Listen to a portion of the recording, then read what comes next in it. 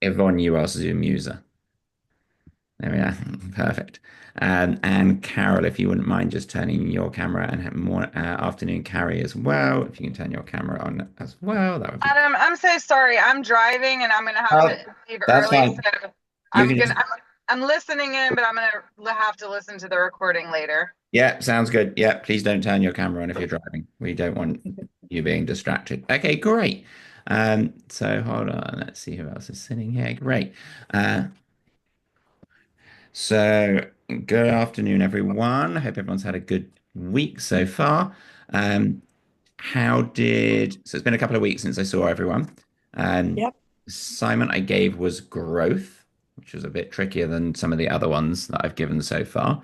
Um, anyone have any thoughts? Anyone find it difficult? Too easy? Did you find that you were able to interpret the theme? Everything I thought of seemed trite, like it was about spring growth. hmm Yeah. But that's not necessarily a bad thing. But yeah, that would be the obvious. Definitely, you're right, Nancy. That would be the obvious place to go, especially given that this is a GCA group. You'd be thinking that most people will be sending pictures of flowers, and you'll see some people did spring growth. I like giving that at this time of thing. But there's other things we can do as well. So we'll talk about that. Anyone have any? Again, it's been a couple of weeks, so hopefully you've all had a chance to practice. Anyone have any particular challenges or difficulties when it comes to actually handling the phone, like the phone and the camera? Yeah, I Nancy, mean, sorry, Okay, hold go on, hold on. ahead. Let's go one at a time. Yvonne, go first.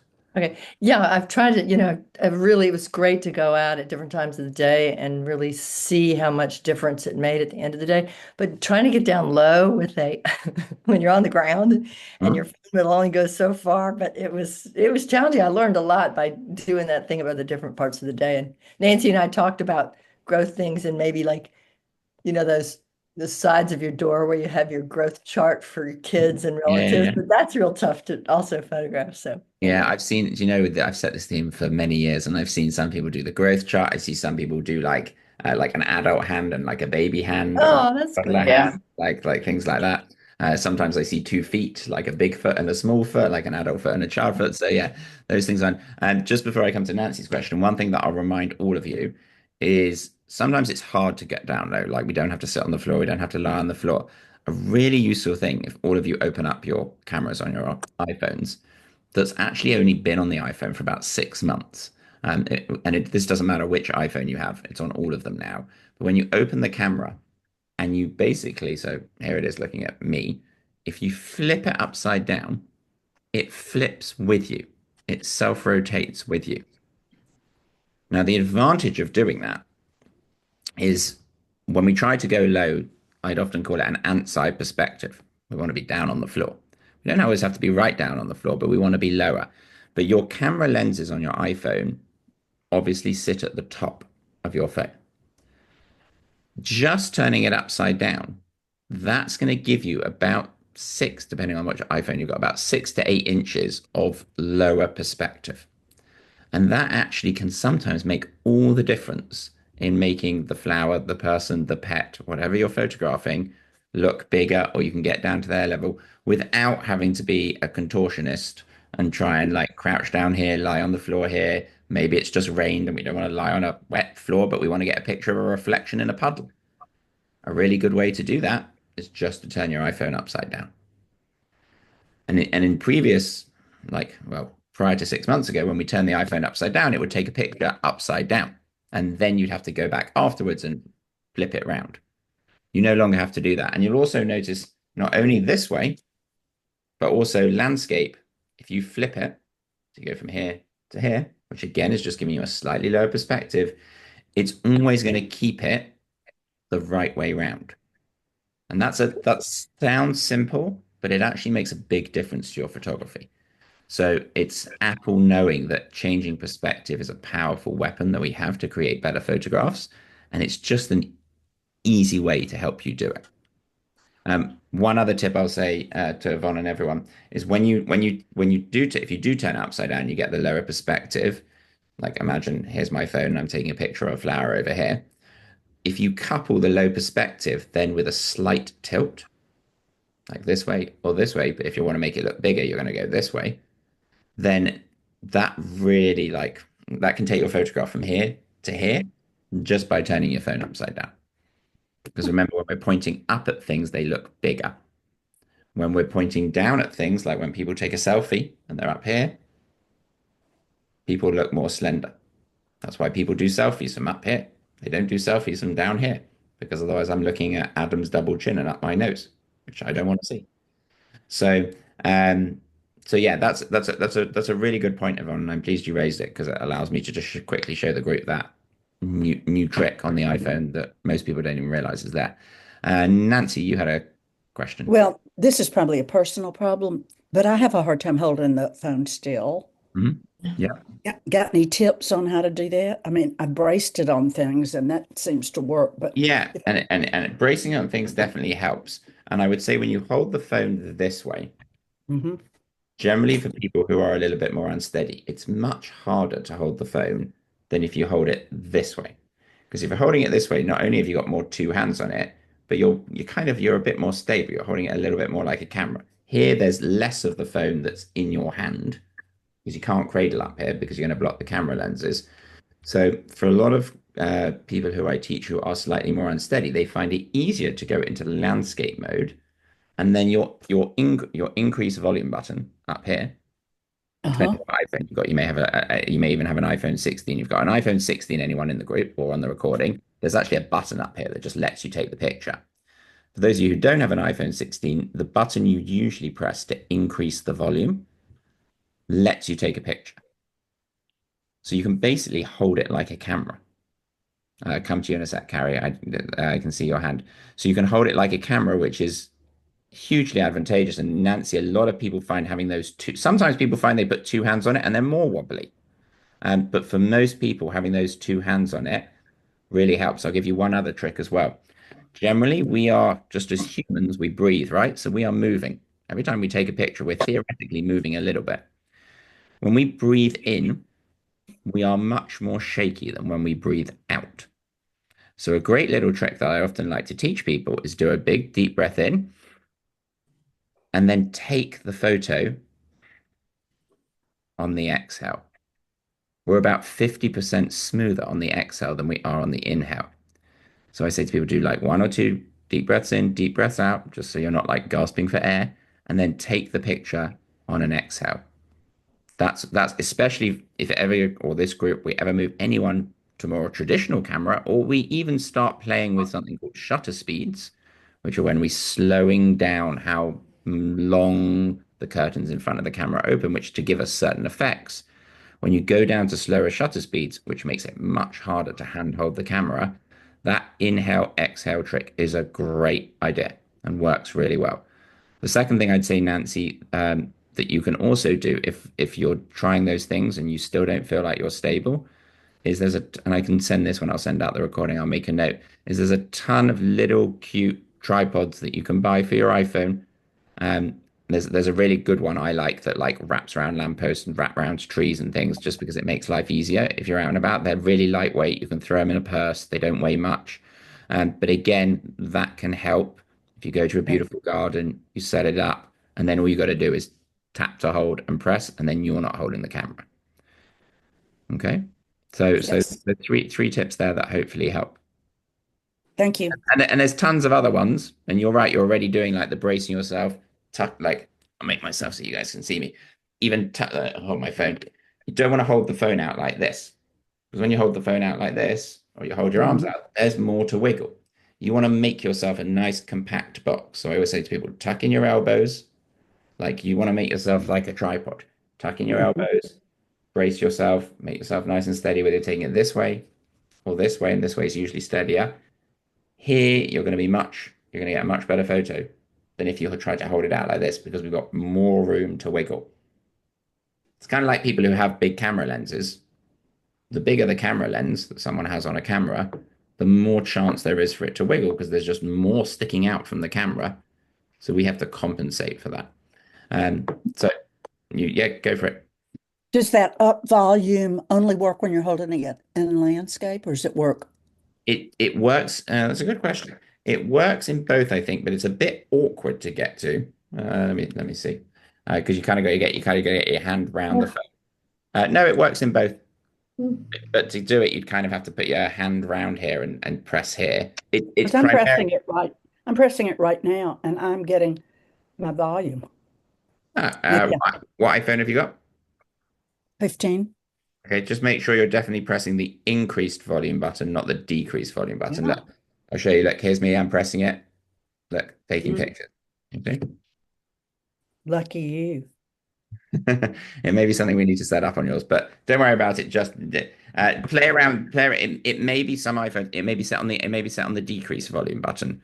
It's going to be one of those buttons on the side. Should Okay. it take a picture? As long as Nancy, you've got to be in the camera to do it, obviously. So the camera's got to be open. If you're not in the camera, then it's just going to increase the volume. All right, I'm gonna try it one more time. Okay. While we're doing that, Carrie had a question. Volume.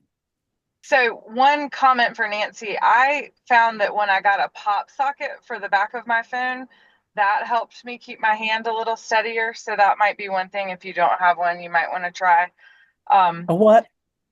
a pop socket. And I can send you a picture. It's just those little like round things that stick to the back of your phone. Yeah. And I can Hmm. put it between my index and my middle finger, and it helps me sort of hold it steadier, and I can use my other hand or my thumb to They take look the like they picture. look like these. Oh yeah, there they are. Just showing Okay. it on the Okay. screen.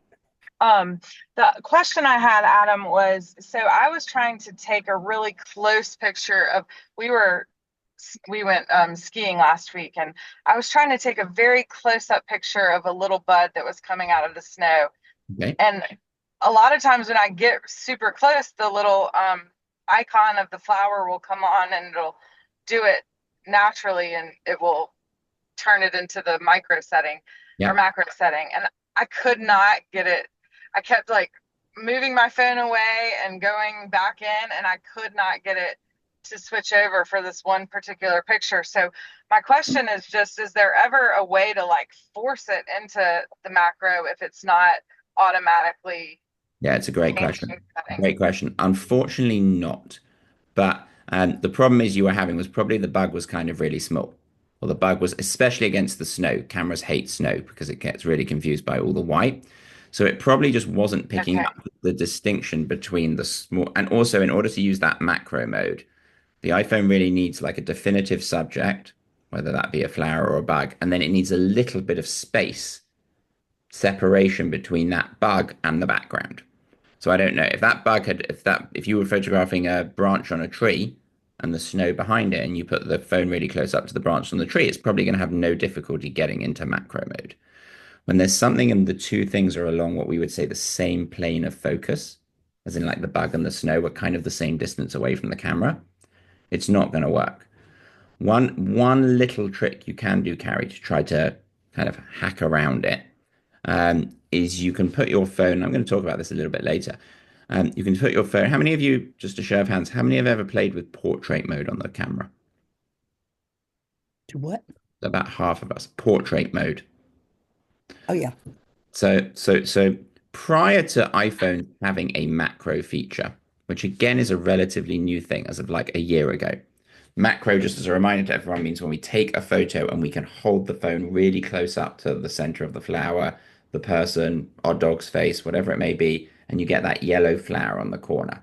And then you tap and hold like we practiced, and then everything behind it goes blurry. It's kind of simulating what a macro lens does on a normal traditional camera. But sometimes, as I say, when there's not a separation between the subject and the background, the iPhone has a has difficulty switching between your normal mode and your macro mode. There's no way to carry just to turn it on or turn it off. Um, I shouldn't say that because there are some ways, but you have to like download different apps and it's much more complicated just for the time being. So Apple doesn't give you a way. A way around it is you can go into something. You can all do this on your phone now. If you pick up your phones and you swipe across to portrait mode, so you have photo and next to it you have portrait. What portrait mode is usually the most common request from people who are starting photography or getting into photography is how do I create blur behind my subject? How do I create that blur that makes it look like a professional photograph? So Apple invented this mode called portrait mode, which has been around for years, but they just keep on refining it and making it better. But essentially, what portrait mode is that it dictates that they essentially Apple did a ton of research and they were like, when people take pictures of their friends, their families, their pets, their flowers, how far away are they usually from the subject? Because focus in photography and when you decide focus is all to do with distance. It's all to do with how far are you from the subject. Are you 6 inches away or are you 60 inches away? It doesn't matter. But when you tap and hold and you set your focus, you're saying to the camera, I want you to just focus 6 inches away, or just focus 20 inches away, or just focus 50 inches away. It doesn't matter. But you're setting what's called the fancy photography word is the hyperfocal distance. Now, what portrait mode does is Apple did a ton of research and decided that 95% of people, when they take a picture of friends, families, pets, are 4 to 6 feet away from the subject. So imagine if you lay down on the floor, kind of roughly the length of our bodies, like distance away from the person you're taking a photo of. In those instances, if you are 4 to 6 feet away and you tap on the subject, everything behind it and in front of it is going to go blurry. It's another way of getting blur. And what you'll often see when you are in portrait mode is you'll see your iPhone will prompt you and it will say, please move closer. Please move further away. Please move closer. Please move further away. It's because it wants you to be 4 to 6 feet away from the subject. If you're 2 feet away, it won't work. If you're 10 feet away, it won't work. You have to be in that sweet spot. Now, what's quite interesting about portrait mode, which most people don't appreciate, is if you guys you could turn around and find anything in your room at the moment that you're sitting in, you just need something that's like, there's an object and then a bit of a distance behind it, like to the background. So you don't want to take a picture just of like the computer screen. But if you find a pot of pencils on your table or a little statue you have, or anything that's just sitting around your house, and you put it on portrait mode, you will have to move 4 to 6 feet away from it in order to achieve the blur. And it puts a lot of blur on it. It makes it look really professional. But often we have to zoom with our feet. We have to get up, we have to move further away, we have to move further back. Hopefully everyone can see that as you may well be getting the prompt just if you're sitting in your chairs, please move closer, please move further away. And then suddenly you'll hit a sweet spot and that warning will disappear and then you can take the picture. Everyone got that? Yep. Okay, good. Now, what's actually really interesting, and this kind of why I'm telling you at this junction, it ties into Carrie's question, is what most people don't realize is that portrait mode is not to actually taking a photo where I'm sharp and the background is blurry. It's actually taking a picture where everything is sharp. And then in a millisecond afterwards, the computer in the iPhone puts a blur on your photograph. So essentially, it's kind of like Zoom. Like if I like Zoom now when it's recording me, is not actually just recording me like this and this blurry. It's got the whole thing. Like if I go like that, the whole thing is sharp.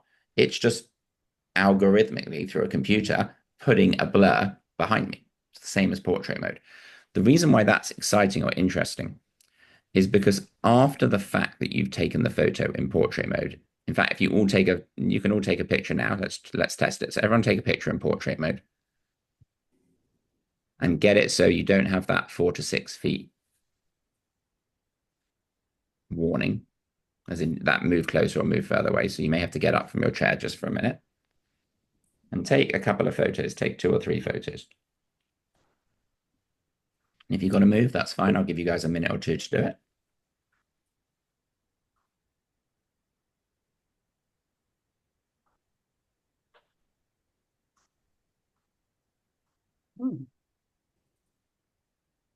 You should see if you tap on the subject that everything behind it is going to go blurry. Okay, and once you've done that, come back and take a seat.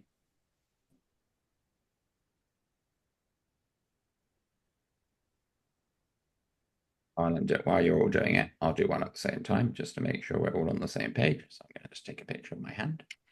And you'll see at the bottom, by the way, when you do this, it will probably say natural light.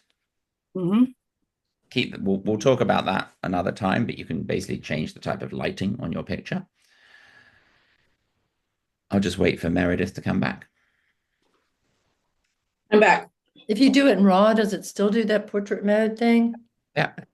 Yeah, absolutely. Now if you come to your back, if you come to review your picture, so go to review your picture. Okay. So as in like hit the little square on the bottom left, just so you're like looking at your picture. And then and you can go back and listen to the recording if you want to follow this, then at the bottom, there's 3 little bars, the sliders you should see. And if you hit the 3 little bars, a whole load of stuff's going to come up underneath. On the bottom left-hand corner, and you only get this when you shoot in portrait mode, you will see the letter F. You should see the letter F, and underneath it, it says portrait. What this is going to allow you to do is this is going to allow you to change how little or how much blur you've got. This is something called this is changing what we call the f-stop, which on a traditional camera is the aperture.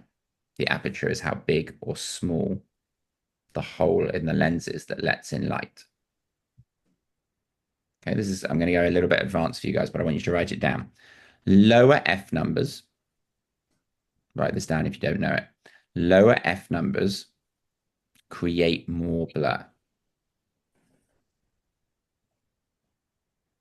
Or to put it in fancy photography speak, create something called a shallow depth of field. You'll hear that referred to if ever you sit on like a GCA workshop and there's people judging photos, they'll often talk about like, nice job creating a shallow depth of field. Depth of field just means how much of our photo from the front to the back is sharp. So if we create a shallow depth of field, we're basically saying only a tiny bit of our picture, just the center of the rose, just our dog's face, whatever it may be, is sharp and everything else is blurry. On the inverse side, large numbers, large F numbers, create a large depth of field. They put everything in focus. Sometimes a good way to remember this, I always teach people, is small number, small focus, big number, big focus.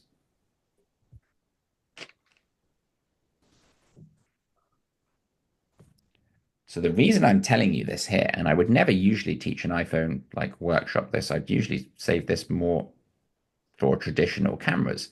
But now that it's on our phone, if you take that slider at the bottom, which probably for most people will say f2.8, it may say f4. So you review the photo, you hit the slider, you get up the F on the bottom left hand. I'll turn off my blur actually so that you can all see this. And again, I don't see my F's. I don't see where it says F. Okay, hold on. So here I'm reviewing my picture. Uh-huh. And then I'll take you guys through it. So first thing I do is I hit the sliders down here. Okay, when I hit the sliders, this pops up.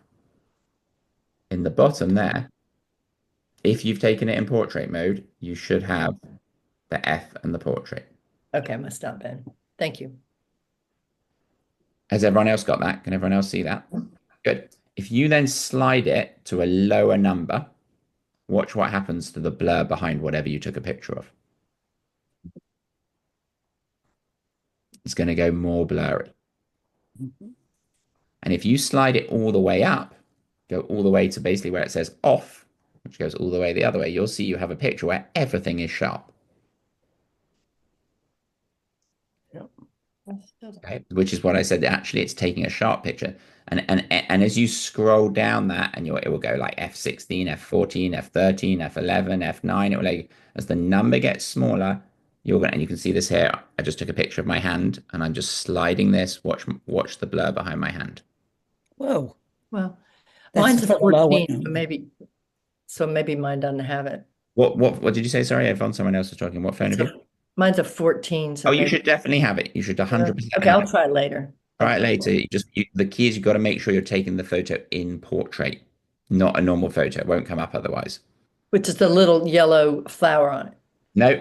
Oh, I see what you mean. Okay, yeah, Hold yeah. on. for the Yeah, no, now I figured. so we want to change when we take the photo, we want to Portrait. Yeah, flip yeah. from photo to Hmm. portrait, and then you want to take the picture. Okay, Okay. can everyone else see that on their phone? Thumbs up if you can. Yeah, yeah. I always think that that little flower also means portrait, but So that flower is macro. That's what Carrie oh, was asking about. So okay. I'm teaching this to the group Oh, I because see it. Yes, thank you. Harry, this is an opportunity to essentially force the camera to create a shallow depth of field, which is Oh, what, that's so cool. yeah, it's really cool. Yes. And what's so you've got two main things that you can do here. You can make the blur more or less. And this was like revolutionary when this came out on the iPhone just before Christmas is when they really pushed it. So it hasn't been out for very long. They brought it out concurrently with the iPhone 16. People pay thousands of dollars to buy lenses that can shoot at like f1.8, f1.4 to give them that really soft blur in the background. The nice thing now is we can recreate that on an iPhone, but you have to shoot in portrait mode. If you don't shoot, hopefully, Yvonne, you can see it now. But if you It don't looks like on the 16 that for pictures that weren't taken in portrait mode, I can actually do it as well, yeah, put them in portrait mode. yeah, that's true. Hmm. Yeah, but I think you're the only person, Carrie, here who has a 16. Um, the other cool thing that you can do, so if you look here, and you can see I put the square on my hand. Hey. I can move the square somewhere else. So I can change after the fact. So at the moment my hand's in focus, and sorry if it's a bit, there we go. You can see that at the moment my hand's in focus. But if I want the computer of you guys to be in focus, I tap there. And now I've shifted the point of focus. And then so you can hopefully see that my hand is blurry there and you guys are sharp. But if I click back on my hand's going to go sharp. If I click on this plant in the background, that's going to go sharp. So this is really cool because we can change the focus. We can change what's in or out of focus. We can change the depth of field after we've taken the picture. And hopefully you can all see that. And this is great because a lot of the time we photograph in portrait mode and we come to look at it afterwards and we realize we've slightly missed what should be in focus. We wanted the center of the plant, but we've actually got the side of the petal. We wanted our friend's face, but we've actually got the lamppost behind them. Doesn't matter because you can go back here and you can go back here and you can just change it. So portrait mode has advanced a lot since it was incepted and invented by Apple. But the key to understand is there's three things that I need you to understand. Firstly, you have to be 4 to 6 feet away from the thing before you take the picture. Otherwise, it doesn't work. If you tried to take this of a landscape and you were on portrait mode and then you went and tried to do some of the things we just did, nothing would happen. You wouldn't see any of those options. It doesn't engage the portrait mode. The second thing is once you've got it, then you can go to the edit, that you can go to look at the picture, you can go to the edit, which is the sliders, and you can adjust the F number. That's in photography words, that's the aperture. Smaller numbers, smaller focus, higher numbers, higher focus, which gives us a lot of control in how we want our photographs to look. Maybe you're taking a picture of two flowers and you've got one in focus and one's out of focus, and you decide, oh, I want to see what it looks like if both are in focus, both are sharp. You just slide up the F number. The The third thing, definition, excuse sorry. me, definition of aperture. Oh, great question. Yeah, really good question. So the definition of aperture is the size of the hole, basically your camera lens. You can't really see this on an iPhone. You see how there's a camera lens and there's a little hole here. Yeah. Okay, that's your aperture. Now on a Okay. now on a traditional camera, I'll give you a good definition in a minute. Let me just maybe flower it out and then I'll distill it. On a traditional camera, you can make that hole bigger or smaller. You actually Okay. see it happening, like on a traditional camera, with a lens. You see the hole getting bigger or smaller. On an iPhone, you don't see it happening because it happens through a computer. This doesn't actually physically change size. It doesn't get bigger or smaller.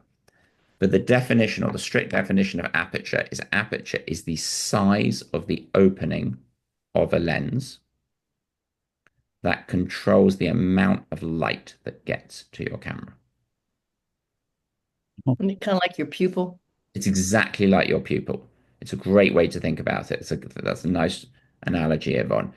What happens to our pupils when we go into the dark or we go into a dark space? They get bigger. The aperture of our pupil gets larger because we have to let more light into our brains to be able to see. When you're in the bright sunshine and you're on a walk, your pupils are going to go tiny. It's exactly the same as what we have to do. Now, the nice thing with an iPhone is you don't have to worry about changing it the whole time because it just does it automatically. But you do need to understand that. So the aperture just relates to the size of the hole. The reason why it's f 1.4, f 2.8, f 5.6 is when cameras were first invented. You would think it would have made sense where everyone would have collaborated together and said, okay, we're going to dictate the size of aperture in centimeters or in inches. 1 inch is tiny, 1.5 inch, 2 inch, 3 inch. It's how big the diameter of the aperture is. But that didn't happen. Instead, when cameras were created, a new increment of measurement was created called f-stops. So an f-stop refers to how big or how small that hole is. In fact, let me show you all something quite interesting that this may help understand this, because this is relevant to iPhones as well. Hold on. I'm going to pull something up.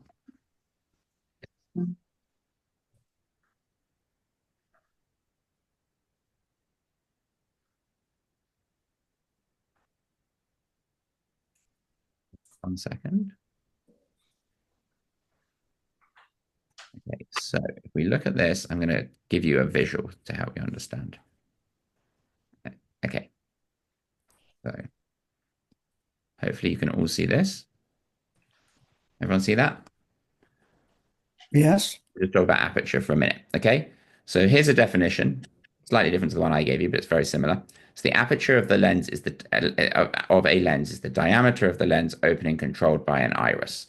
It's measured in something called f-stops, which is what I just told you. And this really confuses people, but it's important to get your head around. The smaller the f-stop number, the larger the aperture hole. So it's like the wrong way around to what you think. So f 2.8 when you're is actually letting in a ton of light. And you'll see this a lot when we review your photos. You'll see the iPhone compensates for this. But if you look at like here, okay. So this is a traditional camera where it actually mechanically changes. But on an iPhone, it changes. It just changes through a computer. But what happens is as the f number gets bigger, the aperture, the size of the opening, gets smaller and smaller and smaller and smaller and smaller. It's the wrong way round to what you think it is. Small numbers equal big holes. Big numbers equal small holes. I can't remember. Show of hands. Have any of you ever photographed with traditional cameras? Okay, a few of you. So for those of you who photograph with traditional cameras, you would have heard this term and seen this term come up, and you may well have been able to, and you may well have adjusted the aperture in the past when using those cameras. The iPhone portrait mode is one way that the iPhone lets us control the aperture. So key takeaway from looking at this is that small numbers, big holes, let in a lot of light. Big numbers, small holes, let in very little light. Okay. And you can see as I just move through the numbers, you can just look at the hole and you can see the hole getting smaller and smaller and smaller. Now, in fact, if I'm going to be really like geeky, techie, sciencey about it, and with photography you can get quite technical, is as we jump from these one f-stop to another, the hole actually precisely halves. So it's not, Oh, it gets 50% smaller, 50% smaller, 50% smaller. Same if I go here and I go from f22 and I go to f16 and I go to f11. Anyone got any idea how much bigger do you think the hole is getting from these two?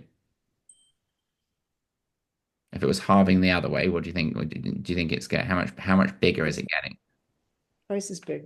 Twice as big. Yeah, you got it. So the whole is times two times two times two. So it's letting in twice as much light, twice as much light, twice as much light, twice as much light as we get from a big number to a small number. And as we go from a small number to a big number, it's letting in 50% light, 50% light, 50% light. Okay. This is important, but not paramount on an iPhone. But I think it's good you have an understanding of this. And please, Nancy brought this up. So primarily what an aperture does, the f number, is it controls how bright or dark your photograph is. Like our pupils, like when you go into a dark room and you try to take a picture on your iPhone, without you realizing it, the iPhone is going to default to a big hole to let Okay. in more light. If you're out in the bright sunshine taking pictures, it's going to default to a smaller hole because otherwise your photograph's going to be way too bright. So this all changes automatically on an iPhone without you even realizing. Now we can take control of it, which maybe we'll get to, but the first easiest place to take control of it is using portrait mode. So here's just another way of looking at it. 1.4, 2, 2.8, 4, 5.6. Some people like to see it as a diagram rather than a visual. Now, if you see what I've written here, it's kind of interesting. So smaller f-stop, this, equals bigger hole, which equals more light, but equals shallower depth of field. That's just what we practiced and saw on our iPhones. The lower this number goes, the more blur you get behind the subject.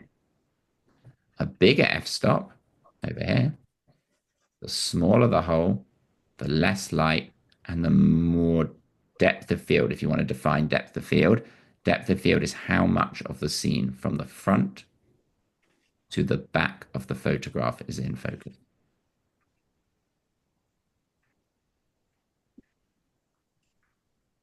How much of the, so if I'm here taking a picture and I'm taking a picture here and here's my camera and I'm taking a picture, it's how much of this is sharp or how much is blurry.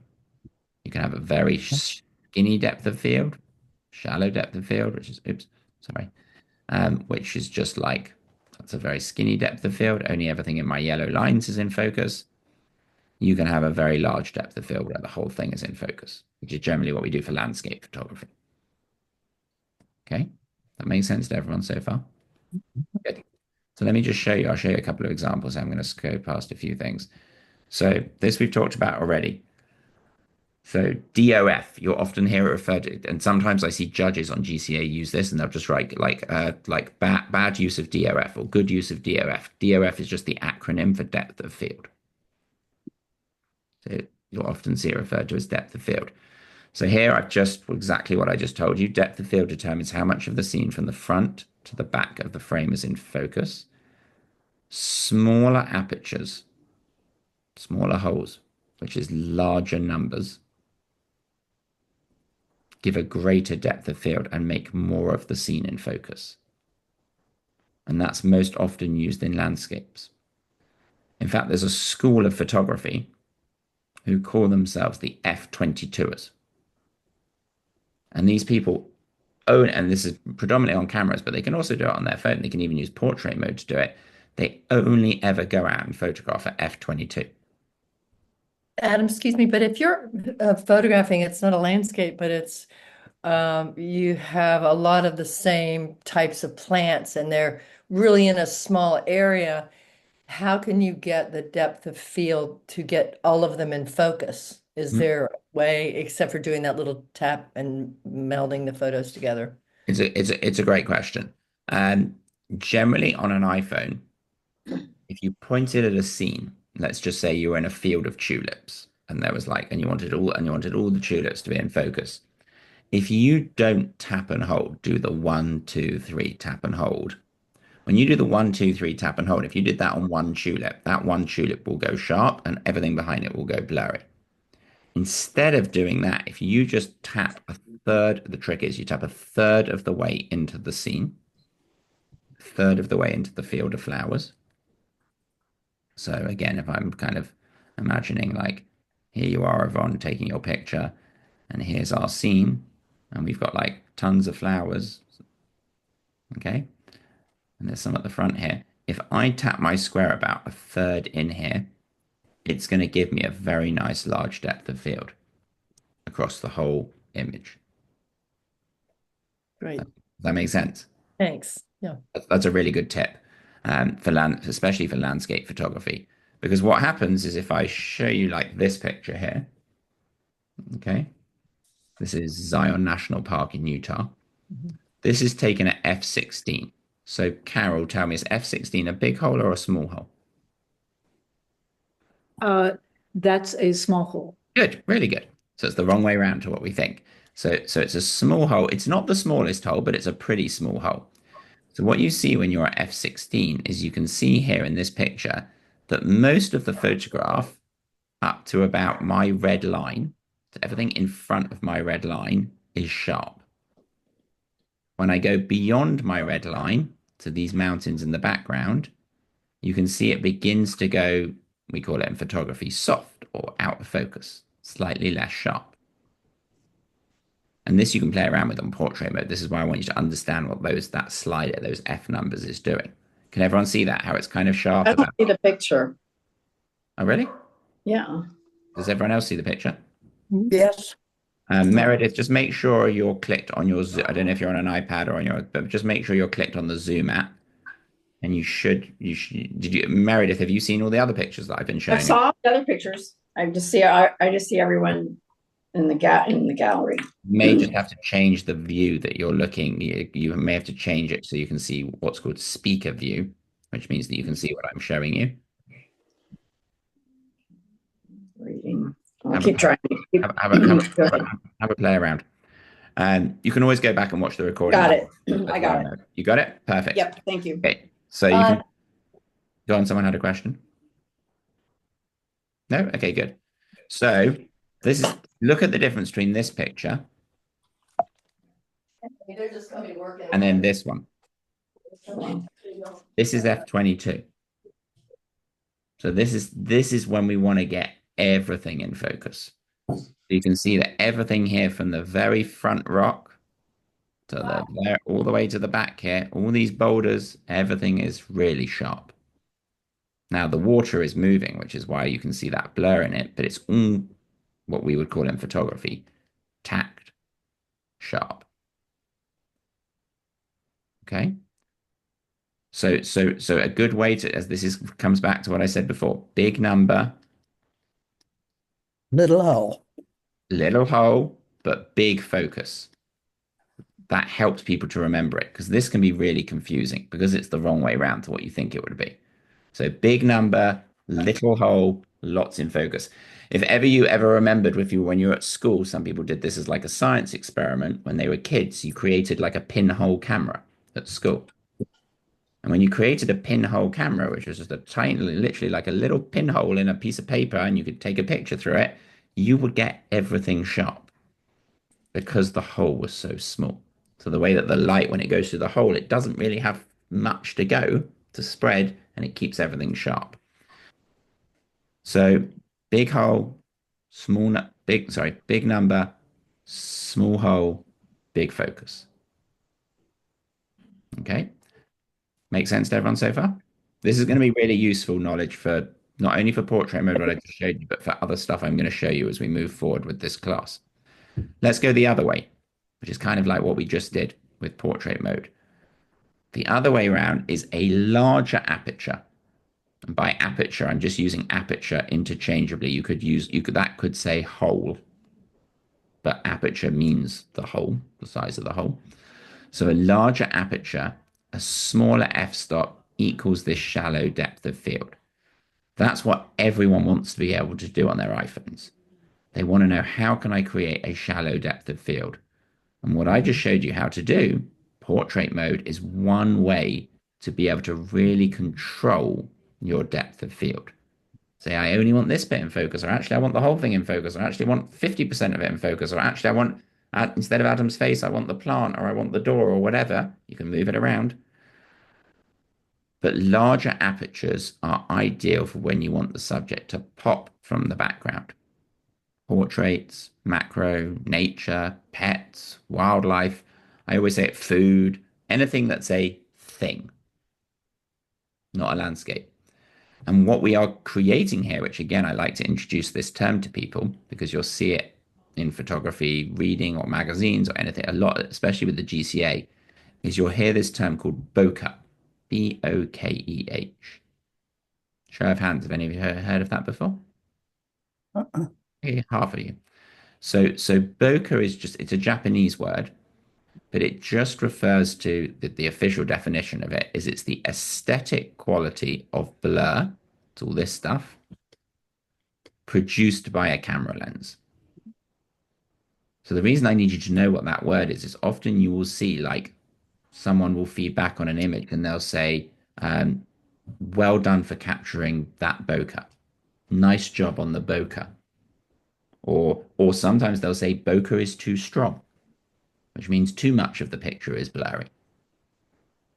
So it just refers to the blur. It's just the fancy photography word that we use. That just basically means the blur in front or behind your subject. Bokeh. Okay. So let's look to help you understand this. I'm going to go past that eagle. Let's look at this. This is a really good one to help understand it. Oh. So look down here. Down here, we got a tiny little hole, hardly any light. Nancy, what's happened to most of the scene in this picture? But on the left side, it's sharp Yeah, because of the small aperture and more light. you got less light, less light, less light. Remember, it's Less less. light. Okay. Yeah. Well, yeah, I mean, small. what's confusing, and maybe I should have prefaced this, is yes, this is less light, but the camera does other things to compensate for this. So the camera is going to change some other settings to mean that the pictures look the same brightness. Because otherwise, this picture over here would look 10 times brighter than the picture on the left. But there's some other things that the camera regulates, notably something which you would have maybe heard of before called shutter speed, and another one called ISO. Um, but the most important thing that I need you to understand here is that the smaller hole puts most of the scene in focus, if not all of it. The bigger hole, the large hole, the big aperture, which is actually a small f number, only gets a tiny bit of it in focus. And then everything else goes blurry. And this is exactly, we could have taken this picture on portrait mode on the iPhone and then just slid the f numbers. As we go down to the low f numbers, it's going to look more like the one on the right. As we go up to the bigger f numbers, it's going to look more like the one on the left. So I actually tell people to play around and use portrait mode a lot. Yeah. I think it's a really strong tool because if we just photograph normally with a photo, even in the macro mode, the flower, and I didn't get you guys to this level last time because it was a bit too advanced. We had to cover some basics first. But even when you just photograph with the flower, with the macro, unless you're on the 16, like Carrie was, you can't do anything afterwards to the focus. You're stuck. So if you missed it, you missed it. If it was in the wrong place, it was in the wrong place. The beauty of portrait mode is you have that ability to really be able to control aperture like you can on a traditional camera. Ah. Hopefully I'm going to show you a couple more examples of this, which will hopefully help really drive this home. Look at this food here. Okay, so this is kind of interesting. Cool. Okay, so you tell me, Meredith, as I'm going from these numbers, is the hole getting bigger or smaller? Let's see. So the larger numbers are the tiny holes. So it's getting Smaller. yeah. I'm just looking at Don't worry, them. figure it out. Take your time. Give it a guess. It's 50-50. Smaller. What do you think? It's getting smaller. I mean, the Yeah. sharp. Good, really good. So so that you got it. So it's confusing. This confuses everyone. It's really hard to get your head around at the beginning. As the F number gets bigger, the hole is getting smaller, like those diagrams I just showed you, but more is getting in focus. Remember, big number, big focus, small number, small focus. Look at the difference between this picture, where only like the few tomatoes and something on this plate is sharp, and then the whole thing is blurry, Just almost imagine none of the other photos exist and just compare it to that photo. And it's a Yep, totally definitely. different it's a totally different picture just by changing the aperture. And what's happening here is you actually, if you follow the kind of the red line here and you go from picture to picture to picture, you'll see the back plate is becoming more and more in focus. And this is a really, I like this diagram to try to explain to people how aperture works when controlling focus. Now, in all these pictures, the square has been put on the front plate on everyone. All that's happened is how much in front and behind the square, how much more do we want to be in focus? When you're at lower F numbers, it's just where the square is that's in focus. It's very skinny, the depth of field. On bigger numbers, you put the square here, but also 6 feet behind it and 6 feet in front of it are also sharp, which is what's happening on these dishes, on these plates. Okay. Someone got a question? I'll pause here for a question because this is a lot of information to take in. And this is something you'll hear me talk about again and again now. We know what aperture is. You'll hear me refer to it. You even see it sometimes pop up in different places around Apple Photos, your iPhone. You'll see this word. But the real key to understand is that as the aperture, I'm going to repeat it again, the aperture gets smaller, which means the hole gets smaller, which means the number gets bigger. Oops, sorry. Did you guys just lose my screen? No. As the number gets bigger, the hole gets smaller and more gets in focus. Try to remember another way. There's tons of ways that people remember this. Another way to remember it is just remember that school of photographers called the F-22ers. The people who are obsessed with photographing where everything's sharp. That's all they do. They're kind of the opposite to what many of you do when you photograph flowers and friends and family and you want that blur behind. They're going and they're standing at the beach and they want every little pebble from the pebble right in front of them to the beach, to the ocean, to the sunset, to the clouds. They want everything to be sharp. And we can do that in portrait mode. So another common misconception is, and they really should label it differently. Most people think I'm only going to use portraits when I'm taking a portrait of someone. And that's not true. The portrait mode is how we control aperture on our iPhones. And ultimately, by one sec, Nancy, ultimately by controlling aperture, we are controlling depth of field. That's the main thing. That's what I want you to fully have the ability to control how much. It's kind of like I'll come to you, Nancy, in a sec, but it's like how Nancy or Meredith had their blur, or Yvonne, you all got the blur behind you. Zoom is just deciding to give you a shallow depth of field, and it's kind of putting the square on you. But what happens if Nancy was sitting with someone else at her computer? Then what would happen is that other person would be like half blurred, half sharp, unless you were both exactly the same distance away from the camera. So we would increase the F number to put you and your partner or your friend or whoever it may be, put you both in focus. This happens a lot if ever you've tried on iPhones photographing people with groups. Let's say you all get together with family for Thanksgiving. There's a group of 10 of you and you want to take a picture. Of What, 9 of them. what often can happen is because no one is perfectly in a line. So they're usually staggered. There's one a person in front of the other. You go to look at your picture and you're like, oh no, the back row is blurry because you put your square on the front row and then you're stuck. So the best way to do it is to use this portrait mode whenever you're taking a picture of a group. And that can be a group of people, that could be a group of flowers, that could be 3 dogs. If you want to be able to control what's in focus and what's not in focus, I need you to use the portrait mode so you can adjust the F number. Okay? Nancy, you had a question. Yes, I did. So controlling the f-stop on the iPhone is done in the editing phase of it. You can't do it when you're taking the photo. Really good question. Yeah, absolutely. So there's Okay. so the other variables, which we probably won't get to today, but we're going to get to when we talk about some other things throughout this course. In fact, let me just stop let's just stop this for a second and let me just reshare. I just want to show you something. So yes, that's good. We cannot, because remember, I just showed you that mechanically this doesn't get bigger or smaller. it's fixed. So it's doing it through the computer. On a traditional camera, when you change the aperture, this gets bigger or smaller. Like you see the lens changing, the whole of the lens. But what you can do, which we'll get to, just like make a side note, but I'll just reshare my screen with you again.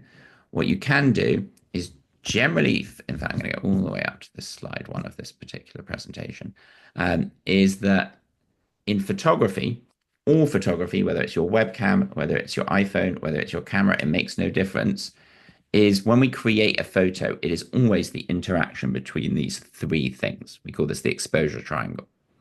This is like the fundamentals of digital, and not just digital photography, all photography.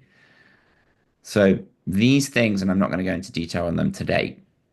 We've gone into detail on aperture. I'm going to save these for another day. But these other two, the shutter speed and the ISO, you can change when you're taking the picture. That does stuff to our picture. But the aperture you can't, just because of the way the iPhone is designed. But essentially, these three variables, every time you take a picture, these three variables are at play, and they're all they're all connected. So they're all pushing and pulling with each other. If you change the aperture, then the shutter speed has to change. If you change the ISO, then the aperture has to change in order to give you what I mean. Exposure could just mean photograph. Exposure is just a fancy way of saying photograph in the photography world. This means that this gives you a photo when this is balanced that looks how your eye sees it. It doesn't look really bright white and it doesn't look really dark black. It looks well exposed. And this interaction between these three things is happening constantly every single time you take a picture on your iPhone. You just don't realize it. Okay. So, and we'll come back and we'll talk about the other two another day. But today we'll focus on aperture. Let me just quickly come back and finish where I wanted to finish here. So here's our food. Look at this one. I always like this one because I think this guy here looks so sad. He's just he's got a great expression on him. So this you could very easily take in portrait mode on your iPhone. You put your square on this sardine, you go edit, and you take the F number down to 1.4. What that means, if you look closely here, the only thing that is sharp in this picture is this guy. Even though everything's really close, look at the front of the salmon is blurred. Look at the lemon or limes at the back, completely blurred. This is just in window light, by the way. So I've just got the plate near a window, which helps lighten it up.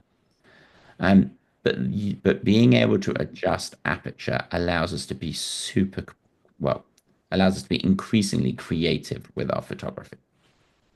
So you took that with an iPhone? No, I actually took this with a camera, but you could do this very easily with an iPhone.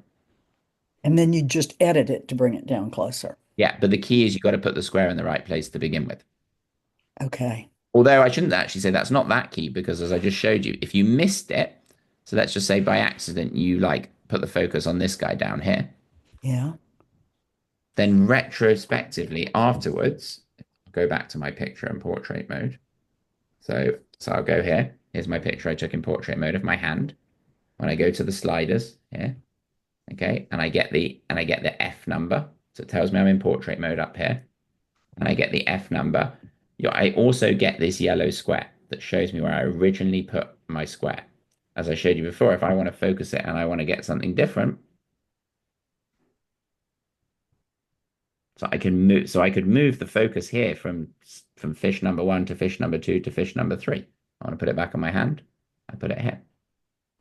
So it's important. I try to advocate to people to get things as right as they can in the camera. Like I want you to try to get it right out of the camera, especially if any of you are also using normal cameras, because you can't change the square afterwards. But know that if you do miss it or put the square in the wrong place, that you can change it, which is that was a huge advancement, like on iPhone photography, and it's only been around for about a year, less than a year. Okay. So yes, Yvonne, this was taken on a phone, but this could on a camera, but this could very easily have been taken on a phone. Let me show you if I got another one. No, that's it. Okay, good. So, bit of an aside there. I'll pause for a minute. Has anyone got any questions on aperture? Okay, good. We will next time. Yeah. And I know for some of you that may have been a refresher. You may have knew it already, but hopefully we reframed it. And for some of you, that was totally brand new. So that part of my homework that I'm going to give you, in fact, I'm going to give it to you now before we look at everyone else's photos. Here's your homework. Here's your assignment for this week. I'm just going to call it blur.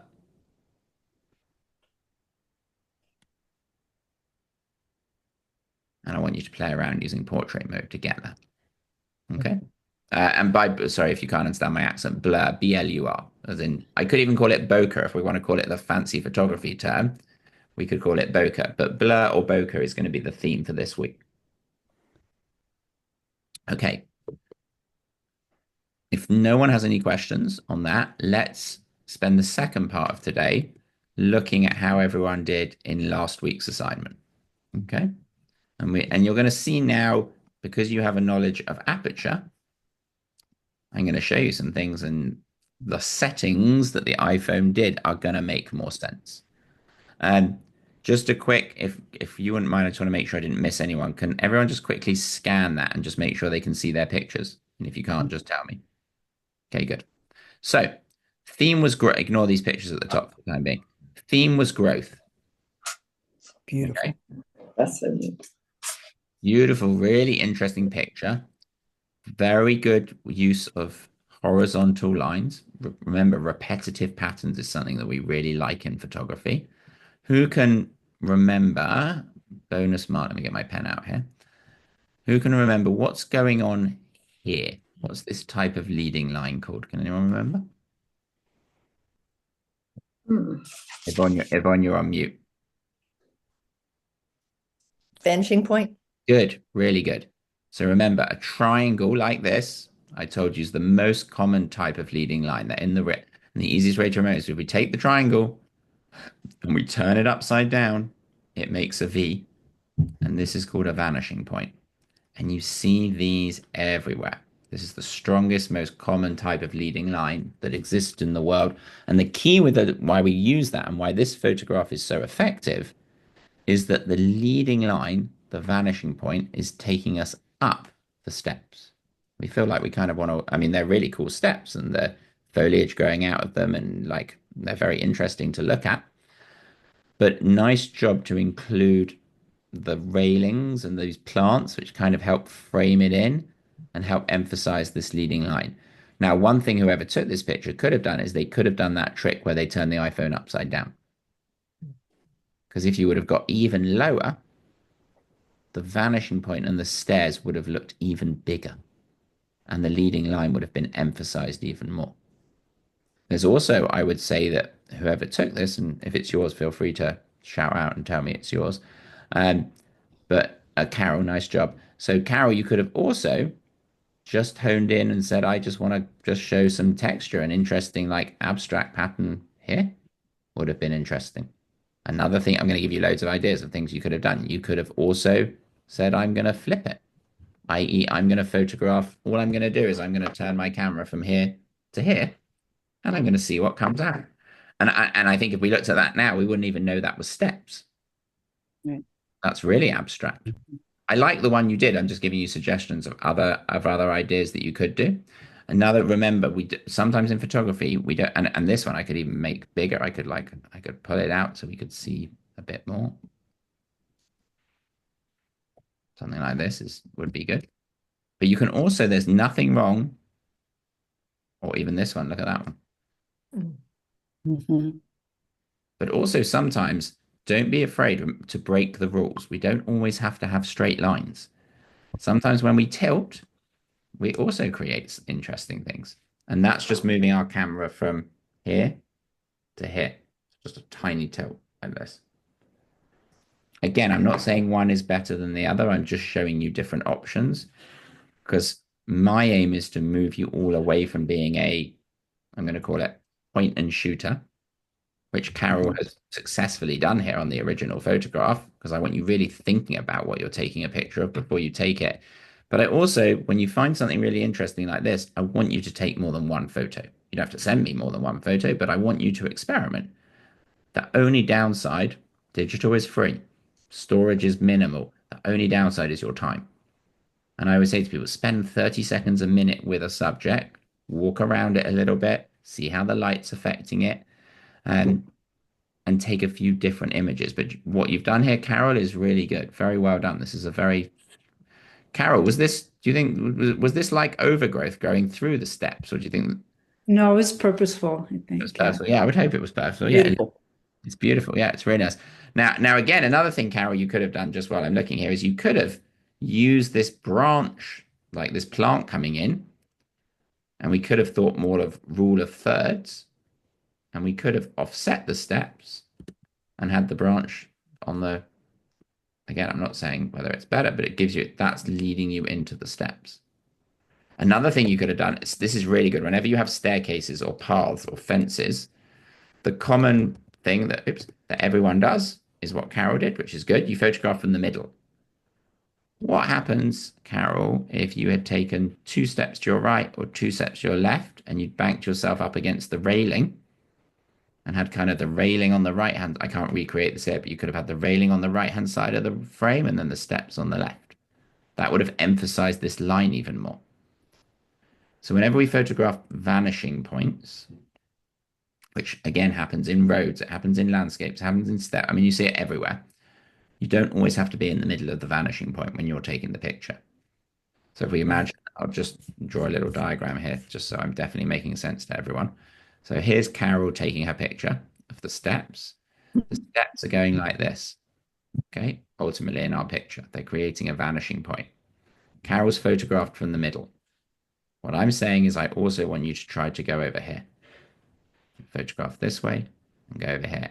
And sometimes it won't work. Sometimes there'll be a distracting background, but it's definitely worth a try. Okay, so remember, triangle, turn it upside down, vanishing point. Vanish. That's it. Yeah, and you see this not just in photography, you see this in a lot of art forms.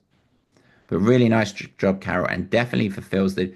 This is a really creative interpretation of the theme of growth. So well done, really very good. Let's look at this one. Mm. This is a lovely shot in terms of exposure. It's very simple in its composition, but it's very striking. Very nice, strong use of light to create this kind of very bright background. This is a good tip, actually. If ever you pick any flowers or you have a vase of flowers at home and you want to photograph it, which I think this may well be. I think this is not it may be in a garden, but I'm not sure. But if you have a vase of flowers and you want to photograph them, don't put the vase right next to the wall. As in, don't put it right next to the background, unless you want to create a shadow. So again, here's me taking the picture, and here's my background, whatever it may be, my wall. Ideally, we don't want to have the flower right up against the wall. We want at least about 2 feet of separation. And I would go even further and say 2 to 4 feet if you have room between the subject and the background. This is the same when you're photographing people, pets, food, it's all the same. Because if the subject is too close to the background, A, you don't really get the definition. It kind of just looks like it's all one of the same things. And B, you will often cast a shadow, which may well be distracting. But this shot's excellent. This is really very good. Huge progress on some of the stuff that we were seeing at the beginning of the class. Now look, so this was taken on a camera. Okay. Look at the F number. Okay. So Carol, tell me, and is that a big hole or a small hole? Medium. It's a Oh dear. Don't worry. little. Good, really good. Nice job. So it's a little hole. Oh. It's a little hole, but because it's a big number, what's happened to the focus? Is lots in focus or not much in focus? Feel free. Shout out, anyone. Lots in focus. Good. Remember, big number, big focus. That's why the entire plant, the entire leaves on it, the entire stem, and even the background, it's all sharp. Now, whoever took this could have chosen to do different. They could have taken this F number and gone all the way down to, let's say, F2.8, which is a giant hole. And then what the picture would have looked like if we would have, oops, if we would have zoomed in on the picture, only a tiny part of this would be in focus and everything else would be blurred. So this is why I really want you to practice the blur and the bokeh, because you could take the same picture of this flower and you could make it look totally different just by changing the aperture. Maybe we decided, oh, we just want the focus to be on this leaf and this will be slightly blurry. Maybe we just want it to, I mean, naturally, you probably just want it on the bud of the flower. But the key to understand here, and you'll start to see as I go through settings now, you guys know what this means, F18, that controls how much or how little of the photograph is in focus. Okay. A really nice job whoever took this. I'm not sure if they're here. I think they may be on the recording. But this is very, very strong image in very hard light, directional light. This was taken at 9 o'clock in the morning, just before. Remember, I always say first 4 hours of the day, last 4 hours of the day are generally the best times to take pictures. And especially now that the clocks have changed, this becomes a little bit easier, especially at night, because we have a longer window of opportunity to be able to get out and take pictures. Okay, good. Let's look at this one. Woo. That's really interesting. Look at the low perspective that makes the dandelion look huge. Really nice job. Now, one thing I probably don't like here, and I think I appreciate why the photographer took this, but I think potentially that the inclusion of the yellow house and the inclusion of the yellow flower at the bottom on the right are a little bit distracting. I think they've been included because the photographers thought, oh, this is so cool. There's like this crazy, like bright yellow house, and I've got a bright yellow flower here. I agree. But I think if the focal point is going to be the dandelion, which is arguably what it is, then it would have been interesting to take another picture and just moved a little bit to the left. Moving 2 to 3 steps to the left and taking the same picture, you would have had a nice, clean, non-distracting background. Remember, ideally, whenever we take pictures of things, we want the background to not be distracting. We don't want, like the bright yellow house here. Did someone take this who's here today? Okay, Yvonne, do you want to just take yourself off mute for a second? Oh, yellow is your favorite color. No, it's just I have a strange neighbor with a bright yellow house. Yeah, so it's a great, and in fact, I'd be interested to just go and take a picture of the house. Like you could have wandered over here and taken the yellow against the blue sky. Like it's crazy that they've got this like really strong yellow house. But can you see how the yellow house is a little bit distracting here? I do. I like it, and I know why you've included it because it's wow, look at this crazy yellow house. You could have also maybe taken out, let's just think about if we could have cropped it this way. Let's have a look. So we could have cropped it like this. Oh, yeah. Would have also been interesting. And then it feels a bit more balanced. And it's not distracting. It's still, well, now it almost feels like it's leading to the dandelion. But I think when you had it before and you had it with that yellow flower, especially at the bottom, that yellow flower it's like, do I go down to the yellow flower?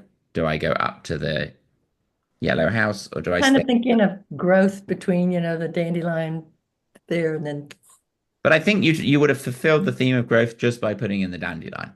Ah, So, and can you see how it's just a little, or if you would have wanted to focus on the different growth between these two flowers, again, I probably would have moved around here and taken the yellow house out of play. So okay. you would have had like a strong picture of the two different plants growing at different rates or at different heights. But really nice job on getting down low. And I do kind of like the crop we did a second ago, where we take out that and we just have the yellow house and the dandelion. Also, this would be a really good one if I ever gave you the assignment of scale, because the thing in the foreground, the dandelion, looks as big as the house, which obviously isn't true, but it's fun because you're starting to play and alter how people, you're making the photograph more interesting, and that all comes from changing your perspective. Thanks. A nice job, everyone. Very nice. Let's look at this one. It's beautiful. I think this one is Yvonne's as well. So yeah. So Yvonne, feel free to keep yourself off mute for a second if there's no background noise. So this is lovely. Really, really nice. Look at what the iPhone did to the F number. 1.8. That's why we have, what do we, anyone remember what's this called? Okay. Yeah, that's why we have this really Well, nice, yeah. why we have the really nice bokeh, because the aperture went down to 1.8. Now, Yvonne probably didn't control that. The iPhone did it automatically, but she did control it by putting her square here and saying, I want to focus just on this flower. This one's great for growth. Really good. Thanks. Well, and I didn't, I kept thinking I should have the base of it where it was coming out of the tree, but it was prettier this way without. Yeah, and I would go even further. So you touch on a great point, which is, remember, we don't need to show the whole thing to tell the story. I don't need to see the base of the plant. I'd even argue potentially in this one, Nancy, where do you think where does your eye go here? Where's the focal point? My eye goes a little bit above the clearest photo, Yeah, the but it clearest. does travel up. Yeah. So I think what happens is we travel up here. I agree. Now, the problem is with us traveling up there is we eventually end up at a bit that's out of focus. Mhm. So there's two things I'd say here. One is I think, and I'm going to recrop it for you in a second. One is the leading line, because this is a type of leading line, which definitely in image growth is not taking us to the focal point. It's taking us past the focal point, which isn't necessarily a good thing. The second thing, kind of like with the yellow house, Yvonne, is I think this and this are a little distracting, especially the tree. Again, you could have moved one step to your right and you just would have had this lovely blurred greeny orangey field color behind the blossom and not had the tree. But the crop that I would probably do here, and I'm going to create a virtual copy just so we can see, I would probably actually have gone landscape for this one, and I probably would have come in, and I'm going to offset this a little bit, and I probably would have done something like, actually I would go the other way because of the way the branch is growing. I would go there. That's great. Oh yeah. And now look, you start It noticing it. I didn't even notice it until I went there. Look at like the shadowing on the petals, like all that lovely shadowing on the left. Look at the difference between the two. Mm-hmm. Remember, really good photography, especially when it comes to composition, has to drive the viewer's attention to the focal point.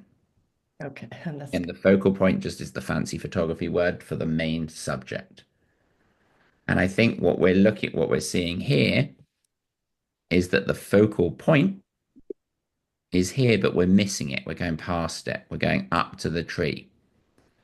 I think, and feel free to disagree with me, but this one on the left, you got nowhere to go other than the beautiful, nice, in sharp blossom. And it still fulfills the theme of growth. Remember, really good photography. If I was painting this, I've told you this before, but I'm going to repeat this. If I was painting this and I had a canvas and I was painting onto the canvas, I'd be adding paints. If I was creating a sculpture of it with clay, I'd be adding clay to make my blossom and my tree. All art is an exercise in addition. What do we choose to include? What do we choose to add? Photography is the only art form that is the inverse. right. It's all to do with exclusion. It's all to do with taking stuff out. What do we choose to take out to tell a stronger story? And Yvonne's done this really well here. Yvonne didn't show the bottom of the plant. That's getting there. But I think we could go even further, like my crop on the left, because often showing only a portion of something as opposed to the whole thing tells a much stronger story. The It's temptation, kind of and like writing. Writing is editing. yeah, exactly. So And that's a great it's very, point. very similar. And the temptation, especially because we live in this like big, beautiful world and there's so many things to take photos of, is the want to show everything. Oh my goodness, I'm at the beach, I'm in my garden, there's blossom, there's clouds, there's a bird on the tree, like I want to show it all. Often when we show it all, we actually show nothing. Mm. Showing more tells less of a story. Usually, and you see this a lot if ever you sit and you look at good photography, really good photography usually shows only a portion of something as opposed to the whole thing to help tell a stronger story and to also help the viewer ask questions. That makes sense. That's Yes, it does. quite art schooly I've got on you there. But the main thing I want you guys to think of when you're taking your pictures, just before you take the picture, remember, a big part of photography is just taking a moment, like not rushing, not, I don't want you spraying and praying. A big part of photography is taking a moment, thinking, is this the optimal composition? Is the lighting good? Do I need to move? But also ask yourself the question, is everything that I currently have in my frame helping the picture? Does it need to be here? And if it doesn't, take it out. And that's usually involved by you either moving, zooming with your feet, or you can use the different lenses on your camera that I'm not going to go into today. We've already talked about in previous classes, the one, the three, the five, the zooms on your lens. But hopefully, I mean, both of these are very strong pictures, but I think the one on the left is better. Yes. Okay. I hope Thanks. you can all see that. But really nice, John, Yvonne, and really great job creating this bokeh, this blur. This is huge improvement on what you guys were doing 3, 4, 5, 6 weeks ago. This looks like if you showed this to someone, no one would have a clue whether this was taken on an iPhone or a proper camera. Wow, thanks. And that's where I want to get you, right? Is the fact is now that I'm even if you've got like anything from like an iPhone 13 up. I used to say when I used to teach because I've just been teaching iPhone workshops for like 15 years. When I used to teach people on iPhone 4s, iPhone 5s, iPhone 6, it was a it was a great phone that had an okay camera. Now it's almost flipped the other way. It's an amazing camera which has the byproduct that you can make phone calls off it. You can almost think of it more as a camera. But really nice job, everyone. Excellent. Very good. Let's take a look at the next part and definitely fulfills the theme of growth. In fact, I think you all fulfill the theme of growth in a creative like way. Look at this one. This one's really interesting.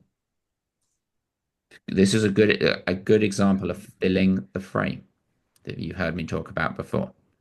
This one, let's ask Meredith. This may be your picture, Meredith. I can't remember. But if it's not your picture, that's even better. Where does your eye go in this picture? Mine goes to the top left center. Yeah, mine too. So it goes and the reason it's taken up here predominantly, any idea why? Because there's lots to look at here. Why do you think our eye gets taken up to the top? The most light. The light, yes, later. Exactly, you got it. So this is what we call the highlight. As a reminder, the highlight is the brightest part of our photograph. And generally, we tend to see the highlight first. We tend to go to the highlight. And in this case, it kind of works because like this section is pretty much like on our rule of thirds. Like it's close enough to that nodal point where we kind of sweep through the whole picture and then we naturally land up here.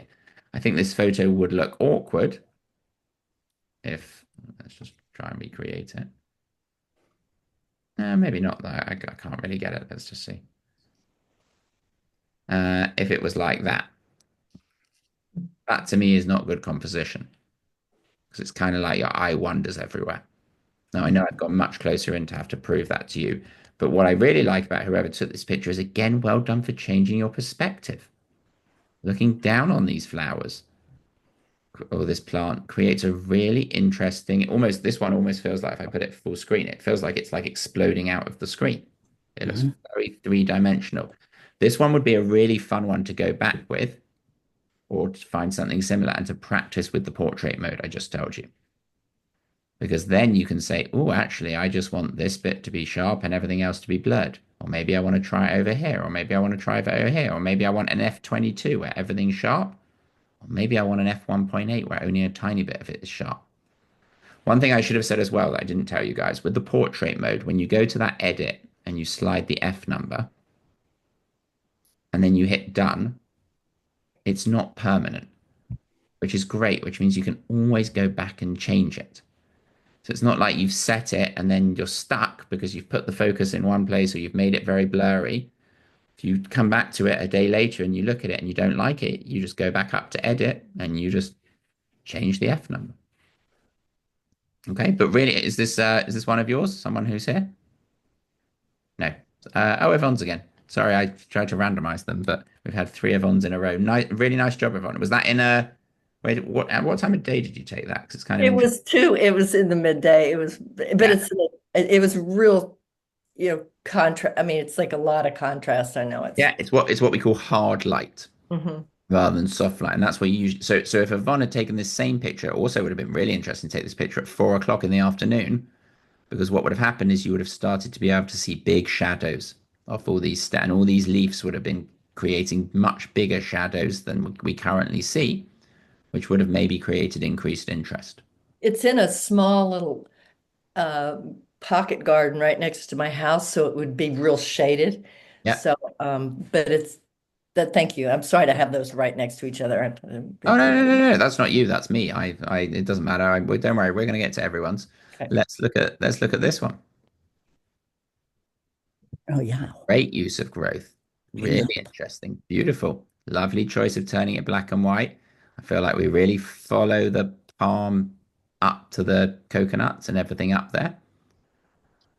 One thing I'll say with this one is, and this happens a lot when you look up at trees, is you can see that there's this like white space up here, this dead space. Okay. I don't think that needs to be in this picture. I think we can get rid of that. I would probably just slightly, oops, let's just do it properly.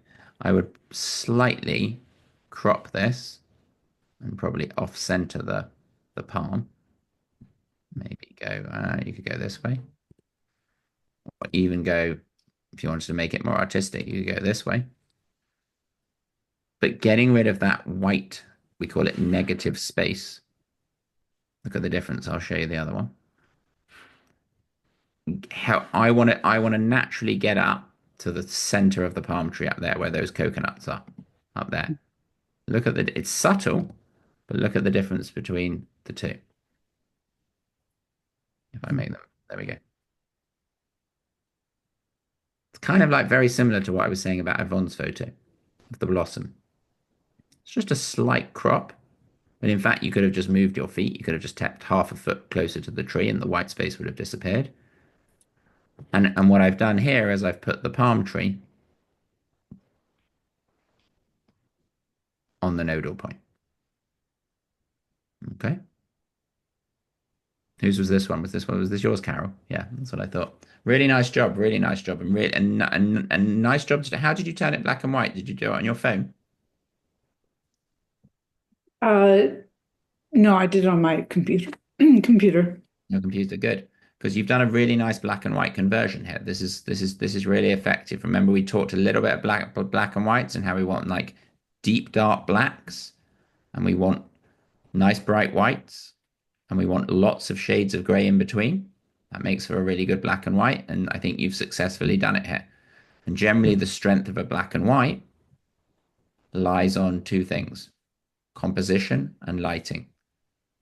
And I think you've got them both here, Carol. So really nice. So this was a good contender for black and white. I even like even just like you could have taken this picture and not even included the bright. There's loads of things you could have done here. You could have just like had the coconuts and like some of these palms up against the sky. Zoomed in on just like this section here would have been interesting. You could have gone right up to the trunk, literally right up to the trunk of the tree and pointed up it. And then you just had the big line of the trunk. You can try this if you've got a palm tree and you're near you and you can look up. So really good, really nice job. Very good. I'm relocating my family to I'm moving from California to Florida in 2 weeks' time. Oh my Ooh, God. lucky. Wow. So this makes me excited to see all these palm trees. So we've been in California for 10 years, but we're moving to Florida to be closer to my wife's English as well. And I've got two little girls to be closer to our family. So we are currently in the midst of arranging the cross-country move, Oh, which is happening in Where two in weeks. Florida are you going? to a place called Delray Beach. Yeah. Oh, it's fabulous. So we're excited. Oh, yeah. We'll come visit. It's I was fabulous. speaking to Cookie and some of the other. I'm going to try and do some in-person stuff for some of you guys, and we can go to Ver and we can meet in places. I do so much in person for We'll like, come to Del Rey. so you can, yeah, you can come to Delray, but we'll find some picturesque things and we can do some photo outings and things. I think that would be a fun trip. Um, Also then hands-on, I can show you slightly different things with your phone and really help you. You guys remind me, are you all three? Are you all in Florida? No, Atlanta. Atlanta, Atlanta. And so is Nancy. yeah, and I know Carrie's, I think, in Atlanta as well. Gary's in Atlanta. Yeah, Jane's in Atlanta. yeah. So Oh we've my. got friends down there. Well, now you have me. So there. Yay! So what's that, like a 5 hour drive from Atlanta to Delray Beach, something like A that? little 4 hours A longer. short flight. or a short flight, yeah. Um, okay, great. So yeah, this picture, Carol, makes me excited to go to Florida. Although I've never had to deal with palm trees and coconuts and all these things I'm having to learn about, because I've always I'm going from earthquakes to hurricanes. So everyone's like, um, but yeah, we're excited. Let's look at this one. This one's a really creative use of growth. I'm thinking about this. This is a strong storytelling picture, really good storytelling picture. Focus could have been a tiny bit better here, and this is hard when you've got like a moving thing. If you look, the sharpness is a little bit on the back here, and I probably want it here on the head, just to really take my eye up so we can kind of see the story and what's going on. So that's just a case of, especially remember when you're photographing anything that's moving, that's when I want you to do the 1, 2, 3 hold. That's when it becomes really important, because then if this cow moves like this way or this way, it's going to stay sharp. If you don't do that and you just tap once and then you take your picture and then you go to take another picture, the iPhone is just going to guess where to put the focus. I also think in this picture again that, like, I don't know whether I need all this ground. Like, do I need all of this down here? Whose picture is this? Is this yours again, Carol? Carol, what did you crop this intentionally, as it's almost cropped to a square? I'm I wondering. did, but I was thinking I should take more of the foreground out. Yeah, so I would definitely be thinking about like this is like that straight away. It's just a stronger picture. Um, I think I know why you were keeping the foreground in, to think about like the rule of thirds and and like how, but we've still got it here in terms of, if I drew my grid lines on, like the Is that taken with an iPhone or a real camera? That's my phone. yeah, iPhone. Boy, it's beautiful. Yeah, it's really good. In fact, sorry, I said it's a cow. It's a horse, actually, isn't it? I know, I was going to say, no, it's not a cow. Oh yeah, you can correct me. Yeah, and then I just saw I just suddenly saw the hooves, and I was like, obviously that's a horse, not a cow. Um, but really cute picture. You could have even zoomed in and done like just this if you'd wanted to. You could have moved around, because if I'm getting, like, again, I can tell you, if you entered this into a GCA contest, I'm going to put my GCA judging critical hat on for a minute. They would say, don't like this thing behind. Yeah. And that you could have easily taken out by just moving one step to the left, one step to the right. They'd say attention is drawn to like this, but attention is also drawn to this kind of crate down here. This great, but really good, Carol. Really good interpretation of the theme. Very strong. And well done for thinking. This is kind of Nancy to what we talked about at the beginning, where like it's not like there's tons of ways, and I purposely kept that theme vague because I wanted to see what people did with it. And you can see throughout the class, we've got a whole load of variety. Like this is definitely growth. This is Beautiful. lovely, like backlighting here going on. Um, where does our Yvonne, where does your eye, you're on mute again, sorry. Where does your eye go in this picture? It goes up to the light on that thing up at the top. Yeah, Gone. it kind of grows up the photo, right? It goes through all this stuff here, and then it grows up and it comes somewhere in here, probably. I think again, this is because it's the brightest part. Now, I like that, and I think it's really interesting, this plant, but I'm not sure about all of this and all of this. So in my head, I'd be thinking when I took this picture, what's the focus? Where's the good light? Like this is not in great light. It's in okay light, but it's not in as good light as this, which is in beautiful. We call this rim lighting, which is where the lighting is just lighting up the edges from the rim. And probably I would have moved again. I would have moved a little bit to my left and taken the same pic. I don't know what was over here, but I would have moved a little bit to my left to maybe eliminate just some of this. I also maybe would have turned my iPhone upside down and almost gone. I know this looks kind of like a bit of a spiky plant, but I would have gone as close as I could have safely gone to the plant, and I would have looked up it rather than look straight at it. So if this is the plant and this is you taking the picture, this picture's like this. I would have moved closer. I would have turned my camera upside down, and I would have looked up it. Oh, I do like the contrast though of the texture of the foliage on the left and that thing had been I, nice. I agree. I agree. The one thing I think why there's not enough definition for me is that the level of sharpness between this and this is pretty close. Unlike your spring photo, Yvonne, with the blossom where this was all blurry, Mhm. here there's not much blur, which means that an argument could be made, but because most of this is in focus, that your eye is a little bit drawn between like these different elements. But this plant, particularly because it's so like spindly and growing up and really interesting, I would have been very interested to see what kind of like what I just said to Carol with the palm tree. Like if you go right up to it and like looked up its nose, that would have really created something interesting when it comes to growth. Okay. Was this your Carol? Was this yours or was this Nancy's? think that was, might have been Meredith. It looks like what Meredith, maybe Meredith. Okay, Meredith left us today, but Meredith, nice job when you come back and look at the recording. But again, like there's loads of where I could just create a contrast between like that and that. that's cool. Kind of interesting, right? So again, don't be. That's just. I always say to everyone when you take a picture, don't just shoot it this way. Shoot it this way. Shoot it this way. Landscape and portrait orientation. Nice job, Meredith. Okay, let's look at these. Someone sent me this one, and they sent me two versions, which I think it's useful to see side by side. Okay, nice, Nancy. Okay, so well done for doing the black and white conversion. I really like the color one. I love the time of day and the lighting, which I actually think we lose a little bit on the black and white one. I think we lose that richness of color.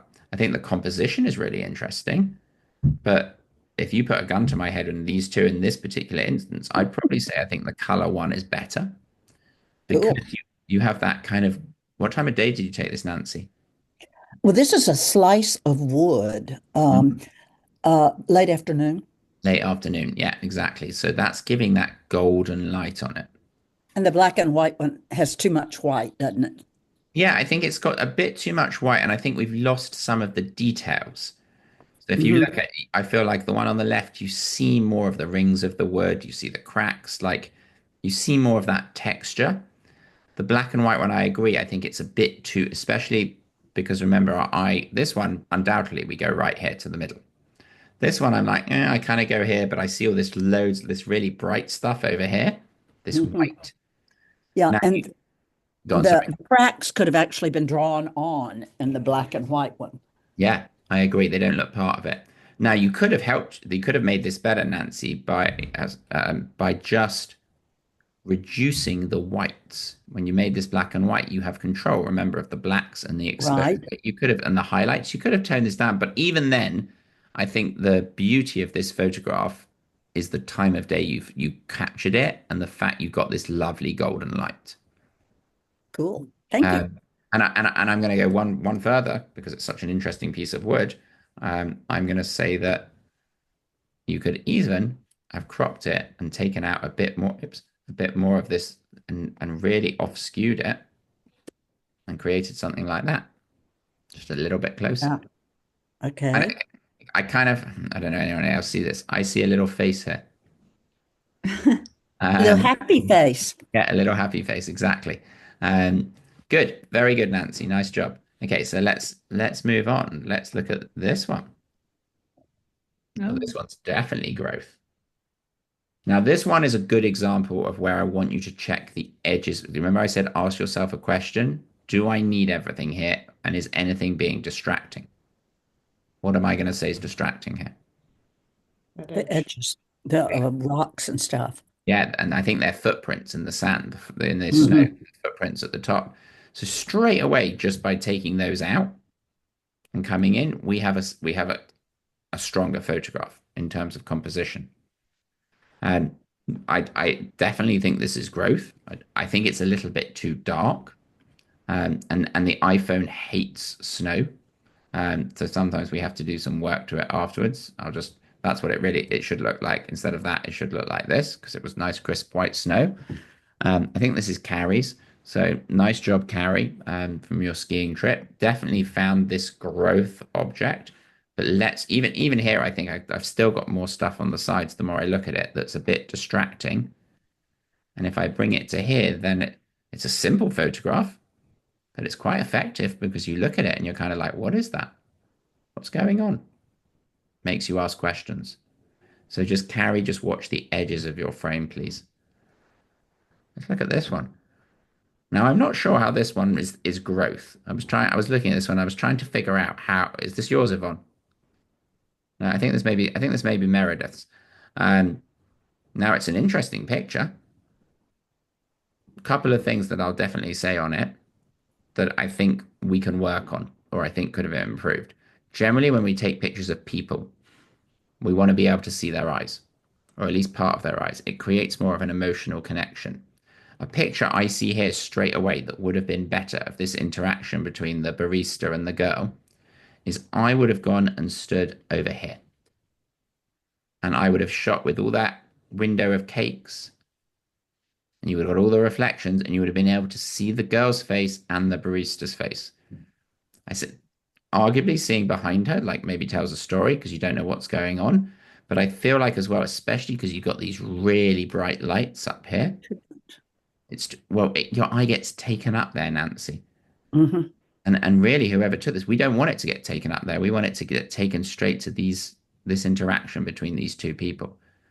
Now, one thing the photographer could have done if they were set on composing it this way is they could have tapped on the lights.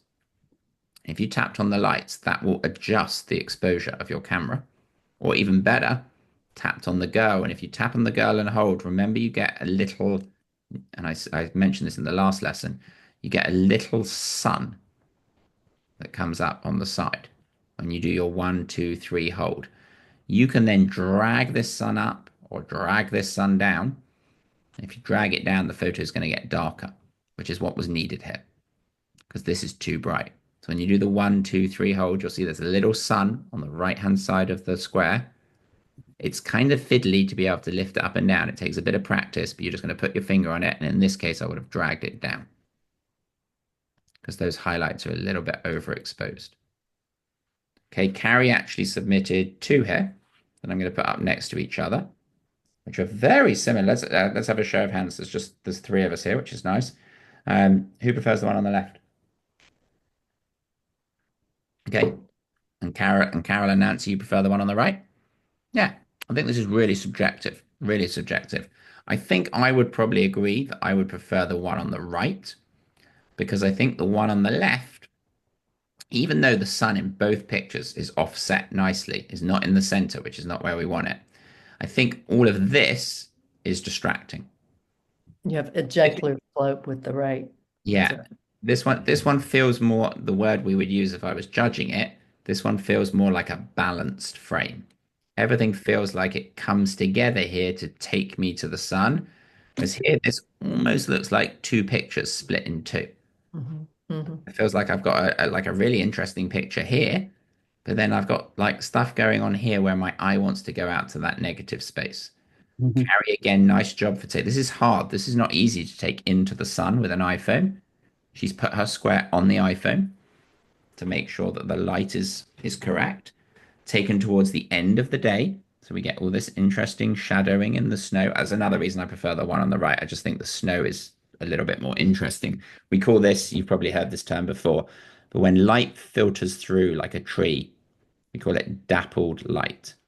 And you see this a lot in floral photography. If you're in a garden and the sun's out and it's the light's kind of like filtering through, we call it dappled light. And here you've got lovely dappled light, DAPPLED. But nice job, Carrie, on both of these. but I think I It's prefer kind of the neat to see them juxtaposed, like how you would, you're talking about your positioning, and that was neat to see the two of them though. yeah, and all she's done here is moved. Hmm. These pictures are probably taken 30 seconds apart. Carrie's just moved and played around with different perspectives, and that's exactly what you hear when I say just move one step to the left, move once. I can't recreate it unless I've got the picture, but here gives you a really good idea of her shifting to the right from picture number one has created a really interesting, probably better composition to the one on the left. Okay. And the sky is more interesting. Oh yeah, absolutely. So she's basically closed up this space by moving. So this is the same sky. This sky has just been brought here Gotcha. just by shifting perspective. Yeah, I totally agree. I just think it's a better picture. This is just a more complete picture. Very good. Really nice job, Carrie. Very good. Um, let's go to this one. This one was a reminder to everyone when you send it to me, just make sure you send it to me in the original size when it gives you the option, small, medium, large, original. I don't think this one was blurry like this when they took it, when whoever took it. It was But not, I took it. It was not blurry when I took it, but I couldn't, I tried to adjust it and make it more sharp, and I couldn't get it to sharpen up. did you, out of interest, did you crop a lot into it, Nancy? Can you remember? Did you do a big crop? No, it was pretty tight when I took it. I cropped some, but that's right. The cropping does take some of the sharpness away, doesn't it? Yeah, it takes some of the quality, exactly. Which is why I'm always encouraging you to fill the frame, move with your feet, like as much as you Mhm. can. We don't want to rely on cropping afterwards. This to me looks like it's been overly cropped, just a little bit. Um, and I like the composition in terms of the crop, but I just think you've lost some of the quality. It may be, Nancy, that you just sent this to me and when it came through, it didn't come through in the full size. Okay. But I think, Nancy, this would be like, this is the perfect candidate to practice that portrait mode on that we've learned today and practice Okay. adjusting the aperture. Because this is, you got three strong subjects. I think, are these berries? I'm trying to figure out what they are. Is this a berry? They're berries. Yes, Yeah, they are. berry. So I just want this berry in focus and the other two blurry. Maybe I want this one. Maybe I Oh, want all three of the berries. That's where adjusting the F number is going to help yeah, you. I did crop it some. And in my photograph, which I'm looking at now, you can see a little one peeking in on the right. It was covered in mold, and this one was clearer. So I should have brought my cropping further down, I guess. Yeah, I agree. But you've done well, Nancy, to look at the bokeh you've got behind. This is really good. Really good. So yeah, just be careful not to too aggressively crop because when we too Okay. aggressively crop, we lose quality. Look at this one. This one's really interesting. Another palm tree picture, Uh, also in black and white. Carol, I don't think that this isn't yours, is it? I think this is someone else. So someone else had basically the same idea as Carol. So this one almost looks like a sketch, almost looks like a painting. It's got a really painterly feel to it. Now, this has been through a bit of editing, I can tell. But fair and like the photographer has done, there's some fancy things that we can do that we haven't got to yet, like added a border around the outside to make it look interesting. But the key is that the composition is strong. And what's interestingly is in this case, the photographer has used the palm trees to actually take us to the dead space. I think that's where they want us to go. Everything kind of points up there. Really feels very complete, very like arguably, I think this is Cookies actually. Cookie, I would say that just watch out for this overexposed sky a little bit. I think you probably could have brought a little bit more detail in there so it just wasn't quite so bright white. It looks like it was a fairly cloudy day. Um, and let's look at what Cookies. Yeah, look at her F number, F8. So that's a lot, not everything, but quite a bit of it in focus. It's like not a small hole, not a big hole. It's kind of in the middle. Really good. Nice job, Cookie. Excellent picture. And I like the post-production work you've done on it. Really good. Let's look at this one.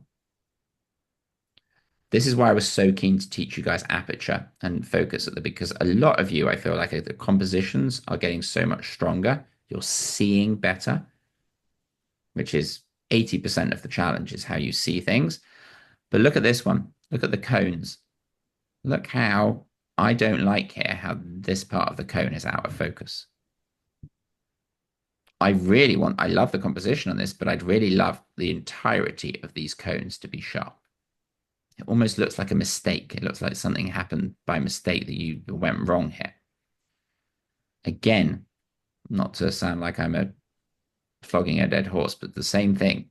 This is when I looked at these pictures and I was like, I need to teach this group how to adjust aperture. Because here what's happened is if we look at the aperture, which you weren't in control of, whoever took the picture. Sorry, one sec. Me again. Yeah, nice job, Nancy. Oops. Hold on. Yeah, I did crop it. Yeah, you cropped it, but look, you weren't aware of this because you weren't controlling it. But look what the aperture was. 1.6. Okay. Small number, small focus. So these pine cones are tiny, but that bit there is in focus, but this bit's totally blurry. Yeah, the tips are blurry. Yeah, the tips are blurry. And I really want the tips sharp. I do too. And that's where I'm hoping that we can practice what we did today, and we're going to be, and then you can say, oh yeah, I want the tips blurry, and I want all the plant like the green leaves, lovely. I love all this coming out of it. This is beautiful composition here, Nancy. Great. Just need to work a little bit on the focus, which I'm hoping that this week's assignment is going to help you with. Yvonne, yeah. Yeah. So would you have put your and did you do this in portrait or No. Okay. So would you put your little square right at the tip of those? Absolutely. Yeah. And then tap it on that? Yeah. I put it at the thing that's closer to the camera. Remember, this is 3-dimensional, so like it's growing up towards the camera. So I would put my square right here. Okay. Thank you. Rather than down here. That's something I'm struggling with not being able to hold the camera still. When I touch the screen, it moves. Yeah. Because I'm not holding it tight enough. Yeah. But I do have a couple of tripods, and I'm gonna work with those. Okay, good. And I'll send, when I send the recording out, Nancy, I'll just send, they're very inexpensive. I'll send you my recommendation of what I think is the best iPhone tripod. Okay. That may help you as well. And it's, as I say, super portable. You can throw it in your purse. Look at this one. Whoa. Beautiful capture of the monarch butterfly. Now, I think there's too much going on. I think, again, this is hard because the butterfly was in and then it was out. There's a lot to look at here. Also, the light is not ideal because it's very hard, but we're not in control of that. But from composition point of view, I would be I'd be keeping the butterfly in the picture, but I'd be taking out a lot of that background. So it'd be more like that. Is that the chrysalis just to the left of the butterfly? Yeah, it's really interesting. It's a beautiful photo. Really? Yeah, really interesting. But too much negative space. But a very strong capture. Look at this one. Another growth picture. Now this one, I think the footprints help. Unlike Carrie's other one where the footprints were distracting, I feel like here the footprints help to bring us into the frame. Here we've got an S curve. We've talked about this, a type of leading line, which is in the frame. Again, like one thing, Carrie, you could have done is you could have got really low to the footprints. Turn your camera upside down and go right in on the footprints. Make the footprints that really strong leading line. You could have also, like I mentioned to Carol, you could have come and stood here and kind of looked up the tree a little bit more. I think it's a well put together photo, but again, I'm not sure about this space up here. Not sure whether that's so. It's providing contrast, but everything in the photo is kind of taking me up here. So again, I would have been very interested in maybe, Carrie, you took this, but just moving slightly to your right, taking this picture, going down low and taking this picture of the footprints. But as a fulfillment of growth and thinking about like a story, and this one's much better exposed, Carrie, than the last one. So of snow. So really, really nice job. Look at this one. This one really caught my attention. Again, I think too much negative space. Don't need that stuff at the top. I'd probably crop that to there. Straight away, that becomes more impactful. Now, this is hard because it was really bright when this photograph was taken. So again, if you notice this and you notice it's too bright, your workaround is to use that sun, up, down sun that you get when you do your yellow square. Here, I would have dragged it down. If I would have dragged it down, what would have happened is I would have just slightly taken the edge. It would have gone from that to that, that Mhm. to that, which ultimately brings us more to the succulent, to the cacti, which is where I want it to go. Great picture here. Love the story of growth and just this one little succulent in the middle of all this gravel growing out. As I say, again, just watch out for there. I think there's a lot to look at. I think a slightly tighter crop and just reducing the exposure, which we now know how to do, would really help. Let me look at, hold on. We've got three. I actually want to put these two together. So let's look at these two. Okay. So both interesting fill the frame pictures of, in fact, let me pull up this one on its own. Carol, where does your eye go in this one? Um, it, wow, it kind of goes everywhere. And it goes both ways, right? Yeah. So again, I think this is a challenge when you have something like this that's a really interesting plant is how this my eye I think starts or wants to go here because this is the sharpest point of the picture. I actually think this picture would have been very interesting if this was the sharpest picture of the bit of the picture because then your eye would have kind of swooped through and grown up to this area here. Because the lines are all kind of diverging and going in different ways, you're right, Mhm. Carol. There's a lot to look at here. Maybe this picture is stronger if we just focus just on this guy here. Again, we don't need to show everything, and maybe we do that. Ooh. It's a bit blurry, sorry, but there we go. And kind of like Yvonne's blossom picture. Do I need to see that second plant? Is that helping? Probably not. So in our heads, we're going to always think about taking things out. Is it helping the picture? Again, this is a perfect example where really nice shot, nice capture, but I do not like this big black hole back here. Mhm. So instead, I'm taking this picture, and here's me taking this picture, and I'm taking it like this, and I'm pointing down. I would just hover a little bit more over the flower, just literally moving from here to here. You're going to completely eliminate that black space. It's going to disappear, and you're just going to have like that. I still think this picture was this yours, Nancy? Yes. Did you again, Nancy? I want to a couple of things. I want to make sure that you're not overly cropping. Are you photographing in RAW now? Yeah, I was taking them in raw. Good. That's fine. I just want to check. Just make sure when you email them to me again, because these look kind of small. That you're doing them, and I don't mind if you email them to me one at a time, which I think you've done anyway. But just email them to me one at a time and keep it at Okay. the original size. Okay. And then Okay. last but not least, finish off today is look at this interesting one. This is a Oh, really interesting growth picture. I love the little leaf just sprouting out those trunks. Lots to look at, but actually feels quite put together in terms of the positioning of the leaf. Again, maybe I read too many kids' stories because I have a 2-year-old and a 4-year-old. I'm like seeing faces all over this in like, and you often see this in branches of trees and vines, but I also love this part of the picture. I love it if it was just, let's have a look. Hold on. If it was just down here, I think this is with just that growth and the texture there. It's a different type of picture, very cool. but a really cool one for growth.